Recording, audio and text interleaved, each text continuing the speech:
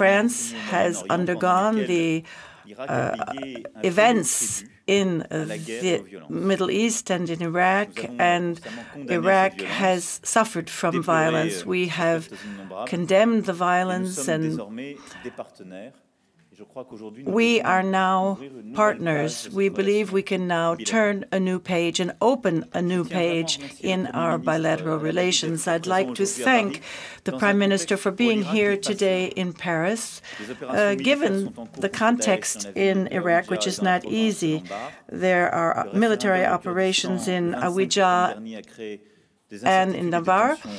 There's serious tension. The death of the former President Jalal Talabani also upset the Iraqi people in their minds and hearts, and yet you came with an important delegation of a number of ministers, and I'd like to thank you very, very warmly for that. This shows how important our strategic relationship is and how important this partnership is for both of our countries. First of all, the main goal is the fight against terrorism. Once again, we have repeated our commitment within the coalition to help Iraq fight the war against ISIL. In the next weeks, the next months, the events will be essential in order to win this battle. In the fall of 2014, France intervened in Iraq as part of the multilateral coalition led by the United States. We will continue as long as it is essential to do so, as long as your country believes our presence is necessary. And I'd like to take this opportunity to repeat that our soldiers are committed side by side with your soldiers who are fighting effectively. Our country is determined to fight alongside of Iraq until Daesh, until ISIL is totally defeated. We have also spoken, the two of us, about our involvement in the region, and I repeated our will to strengthen the contact group, in particular as regards Syria. We brought together the foreign affairs ministers at P5 level, and we've encouraged all of the leaders in that area to reinforce the initiative in order to stabilize Syria in the long term. This is an essential goal and important as well for Iraq. We've also discussed the challenges at hand for Iraq. There are many challenges, both in terms of politics, economics, and in various different sectors. France wants Iraq to find the pathway to national reconciliation. There needs to be inclusive governance that responds to the hopes and aspirations of all of the members of Iraqi society. There needs to be a referendum organized, and France has always been very concerned with the situation of the Kurds. But even before the mention of the referendum, the stability of Iraq and the territorial stability is essential. Therefore, in the next few weeks, there needs to be a dialogue which respects the sovereignty and unity of Iraq. In keeping with the Constitution, there needs to be recognition of the rights of the Kurds. There is only one pathway. It must be respecting the rights of peoples, an inclusive policy, which also makes it possible to respect stability, the constitutional rights, and the territorial integrity of Iraq. We want to accompany you in this pathway. We know that there were tensions around the referendum organized on the 25th of September. The day after, I encourage the Prime Minister to organize dialogue, which we believe is the only solution, and I would like to say that we're most pleased to see that the situation has remained calm. France is willing, if the Iraqi authorities so desire, to participate in the mediation organized by the United Nations, and we'd like to pay tribute to the special envoy to Iraq, Jan Kubis, sent by the United Nations, and we will do so in the next months. National reconciliation, national reconstruction, and stabilization are the only solutions to obtain a long-lasting peace. Therefore, we must finish winning the war against ISIL, but we must also win the peace in Iraq. So it's that adventure, that challenge, and we want to participate in that alongside of you in Iraq. You have been a model of tolerance and human rights in the Middle East, and France will be along your side to encourage that. You fought for religious freedom, protection of minorities, and your visit, just after our discussion at the Institute for the Arab World, I was able to inaugurate alongside of Mr. Aoun last year the new exhibit, and it shows how sensitive you are to the openness in the Middle East. And I am very touched by this gesture because this is part of our shared heritage that we must defend together. France will provide its support to Iraq in order to take on the main challenges in the future of the country, and this is why we want to be involved in the stabilization and reconstruction and economic rebuilding of the country. Therefore, I confirm to the Prime Minister that in 2017 we will be granting a loan of 430 million euros to Iraq. The agreement will be signed this afternoon in order to become final. Alongside of this very strong commitment taken on by France, we have also decided short-term actions, demining, other types of aid on the ground. We also want to reinforce bilateral cooperation. This afternoon, you will be meeting with a number of French corporations, and we want to provide a framework for these negotiations and work alongside of our companies that will be working in Iraq. Therefore, this economic and financial framework will be consolidated at the Baghdad Forum, and we will define the actual terms more clearly so that in the field of energy, defense, the industry, agro-food business, and agriculture, we be able to develop the economic relationship, restructure it, and accompany our own companies in that process. You said, Mr. Minister, that some of our companies may consider Iraq as a place where they're free to do business. Well, no, it's a country where all of the economic actors must contribute and contribute to the redevelopment of the country. In the field of, we want to develop the export of other sectors as well.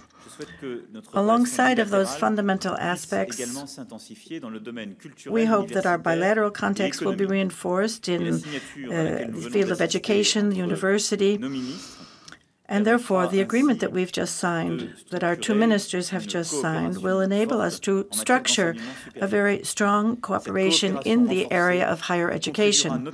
This reinforced cooperation will contribute to the rehabilitation of the University of Mosul, which is a very strong symbol of what we want to do together. Mosul, which was reduced to ruins by ISIL, must be reborn.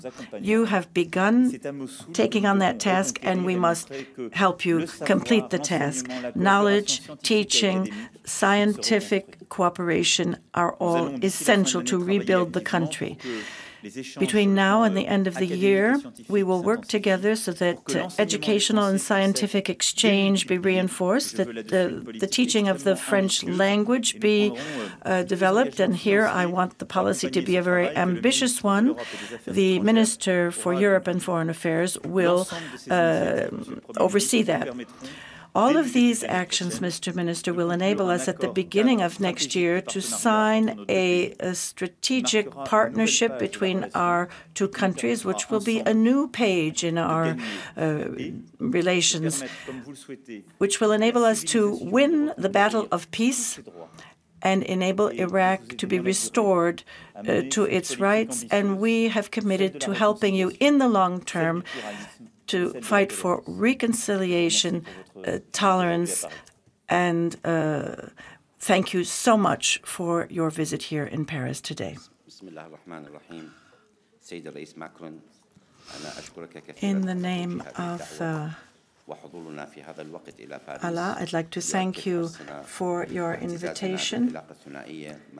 Indeed, this shows how important this bilateral relationship is between Iraq and France, as it has developed over the years. Today, we want to build up this relationship in all of the various areas. Thus far, Iraq has done very, very well, has been very successful in fighting against ISIL, and now we must think in terms of reconstruction. In order to reach peace and stability, we need to cooperate for peace, in peace, as we were able to cooperate during the war against ISIL. And I can say today to all the Iraqi people, to all the Iraqi forces, to all those who love peace, and to all those who have suffered, I would like to announce the liberation of the city of Hawija today. There is only the border zone with Syria that remains to be liberated. We were not distracted. We have concentrated on the fight against terrorism. This would not have been possible without the courage and hard fighting of our soldiers with the help of France and other partners at our side. This is not just the victory of Iraq, it's a victory of all of the peace-loving nations in the world. ISIL is a very dangerous organization which is trying to disseminate hatred throughout the world. And our fight against terrorism must also enable displaced persons to return home. Thousands have been displaced, and we now want to have a new stability in Iraq. We fought against a common enemy, and now we have a common mission in favor of peace and stability. France has an important role to play in favor of the stability of Iraq so that it be a true success, in favor of stability and the return of displaced persons. We hope that French corporations will participate even more. The major groups that are already involved in Iraq, in particular in the oil industry. There are many French companies, and they are increasing. We will be discussing this afternoon with the French MEDEF, and will be signing economic cooperation and trade agreements. Thank you, Mr. President, for this loan of 430 million euros, which will support our stabilization and reconstruction plan. We hope that all of these issues will be solved on the basis of dialogue. There needs to be a regional initiative. We will contribute to it, as well as an international initiative to put an end to this conflict, because it has been the hotbed for terrorism. We must lead the region forward rather than allowing it to fall backwards with terrorism. We must preserve the sovereignty of Iraq under the Iraqi constitution, which was adopted with a very large majority in 2005. This is the constitution for all citizens. The Kurdish citizens also voted for that constitution.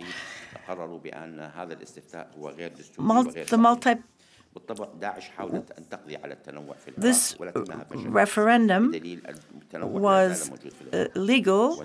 ISIL tried to destroy Iraqi diversity, but they failed. We have been able to preserve our diversity, and we're very proud of that.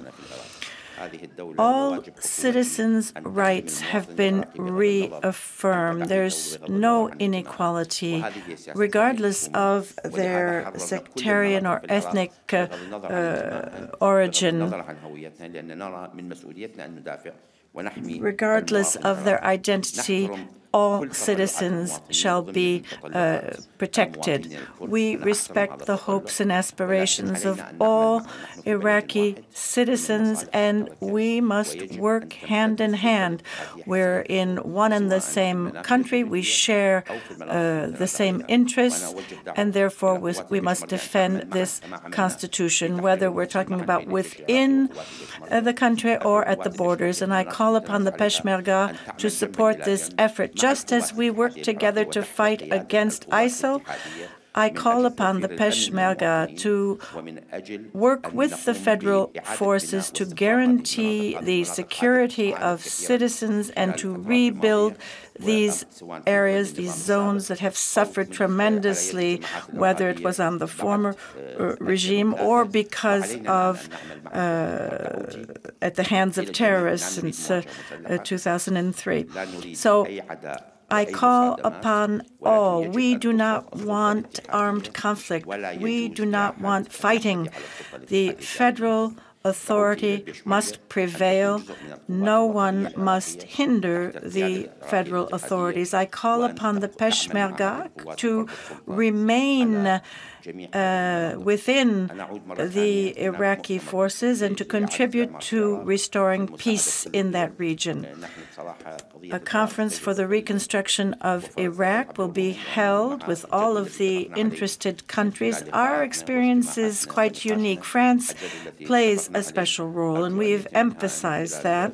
We decided on a schedule and a framework which we hope will be supported by the various institutions in order to reinforce economic and trade cooperation, pursuing security, and doing away with all terrorist forces, not only in Iraq but elsewhere. Thank you, Mr. President.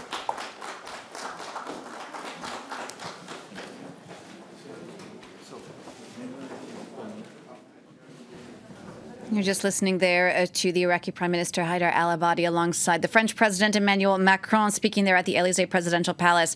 After their talks today, Macron, they're talking about the importance of national reconciliation in Iraq and particularly urging dialogue between Baghdad and the Kurds. You'll remember, of course, last month in Iraq, the Iraqi Kurds voted for independence in a referendum that the Prime Minister still says today is illegal. However, Macron did offer to mediate, for the French to offer to mediate in that conflict. The other big news coming out of that, of course, is that confirmation from the Iraqi Prime Minister that the Iraqi town of Hawija has now been retaken from the Islamic State group. That's one of just 2 spots still controlled by the militants in Iraq.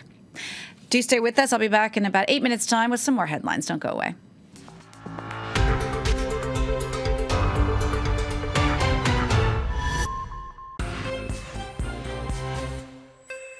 Third seed Grigor Dimitrov opened his China Open with victory against Argentina's wildcard Juan Martín del Potro. The Bulgarian, though, was broken in the first set, but came back to take the tiebreak 8-6. In the second, he broke the former US Open champion for a third time to close it at 7-5 and take his step towards a debut at the season-ending finals in London. He's 6th in the ATP race. Now, Marin Cilic, the top seed, had a few problems in the second round at the Japan Open. Bidding to secure a place at the ATP Finals in London, the Wimbledon finalist enjoyed a win over home Japanese wildcard Yasutaka Uchiyama. Solid on serve with 14 aces, his 6-3, 6-4 win earned him a last 8 match with American Ryan Harrison. A round behind, David Goffin, last year's finalist, broke the early resistance of Feliciano Lopez. After his first title in 3 years, the Belgian 4-seed broke his Spanish opponent in the last game of the first set. Instrumental in Belgium reaching next month's Davis Cup final against France, he dominated the second to set up a second-round tie against Australian qualifier Matt Ebden. Gareth Bale will miss Wales World Cup qualifiers against Georgia and Ireland this week with a swollen left calf muscle. The Real Madrid forward's also likely to miss the Spanish champions' next Liga game against Getafe on Saturday the 14th. However, he hasn't torn the muscle and could be back to play Tottenham in the Champions League at home 3 days later.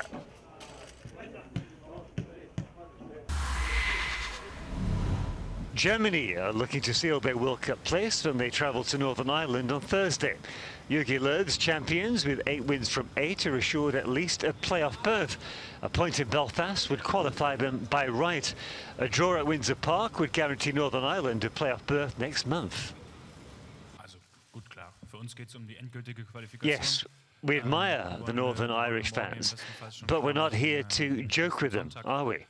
No, our mission is to seal our qualifying campaign and not leave it till Sunday. I've talked to some of our scouts about the strength of Northern Ireland, and I have to say they're fantastic in defence.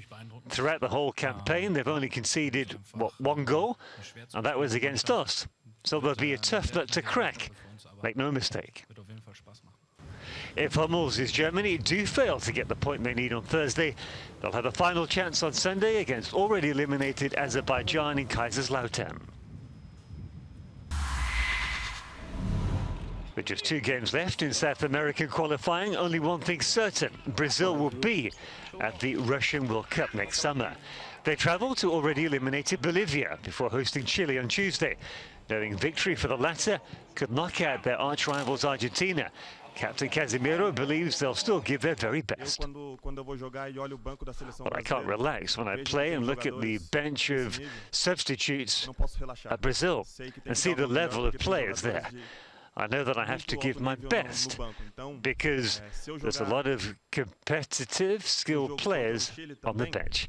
If I play against Chile, I'll give 100%. That's certain. We're thinking of Bolivia first, but, like I say, if I play against Chile, not just me, everybody will give their best to win, because we're professionals. Neymar's in great form with 6 goals in 6 games since joining international teammate Dani Alves at PSG this summer for a world record fee. Uruguay go into the last but 1 round of games in South American qualifying, knowing victory in Venezuela on Thursday will all but book their place at the World Cup finals. They're already eliminated Venezuela, bottom of the group, but much improved. They managed to draw in Argentina in the previous round.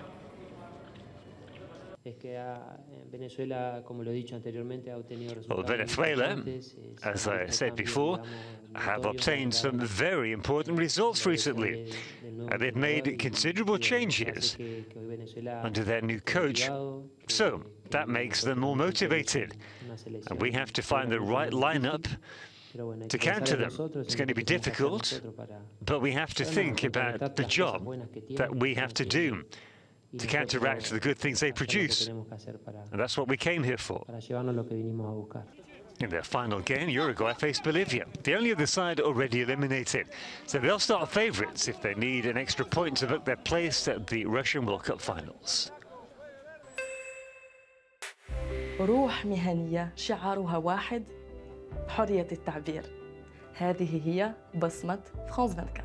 Africa on France 24 is about its people and their stories. France 24, c'est la richesse de la diversité culturelle mondiale avec un réseau de correspondants à travers la planète. العالم يغلي، يعاني، يتقدم، ونحن نغطي الأحداث وب3 لغات.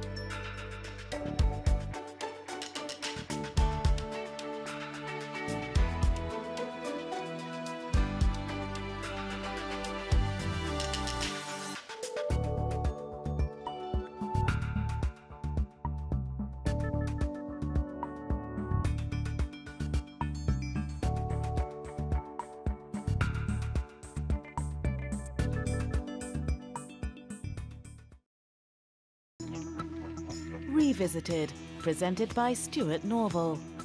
Straddling the border between Kazakhstan and Uzbekistan, the Aral Sea has a surface area of 66,000 kilometers squared, twice the size of Belgium. In 1950, the Soviet Union diverted 2 rivers which fed the sea to irrigate their fields for large-scale cotton production. In 50 years, the Aral Sea lost 90% of its waters, leaving behind swathes of desert and ruining thousands of livelihoods. It seemed it was lost forever, but things have improved over 10 years thanks to a new dam. The water's rising gradually, with it the hopes of the inhabitants. Revisited on France 24 and France24.com.